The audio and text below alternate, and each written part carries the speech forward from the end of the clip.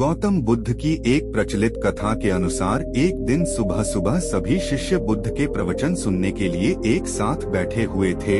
कुछ देर बाद बुद्ध अपने साथ एक रस्सी लेकर आए। तथागत के हाथ में रस्सी देखकर सभी शिष्यों को हैरानी हुई। बुद्ध अपने आसन पर बैठे और उन्होंने रस्सी में एक के बाद एक 3 गांठ बांध दी।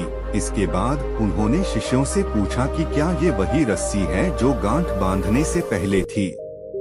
इस प्रश्न के जवाब में एक शिष्य ने कहा कि तथागत, इसका उत्तर थोड़ा मुश्किल है। ये हमारे देखने के तरीके पर निर्भर करता है। एक तरह से तो रस्सी वही है, इसमें कोई बदलाव नहीं है। एक अन्य शिष्य ने कहा कि अब इसमें 3 गांठें लगी हुई हैं, जो कि पहले रस्सी में नहीं थीं। इसे बदला हुआ भी कह सकते हैं। कुछ शिष्यों ने कहा कि वास्तव में मूल रूप से रस्सी वही है, लेकिन बदली हुई दिख है, लेकिन इसका मूल स्वरूप बदला नहीं है।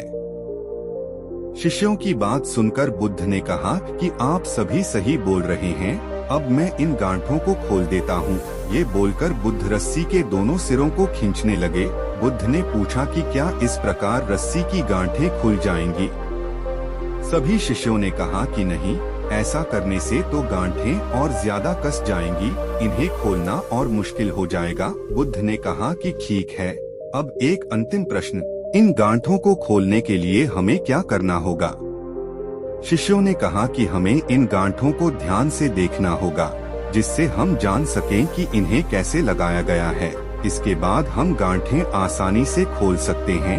बुद्ध इस जवाब से संतुष्ट हो गए और उन्होंने कहा कि ये सही बात है, हम परेशानियों में फंसे रहते हैं और बिना कारण जाने ही उनका हल खोजने लगते हैं, जबकि हमें पहले समस्याओं के मूल को समझना चाहिए। जब समस्याओं की वजह समझ आ जाएगी तो उन्हें सुलझाना बहुत ही आसान हो सकता है।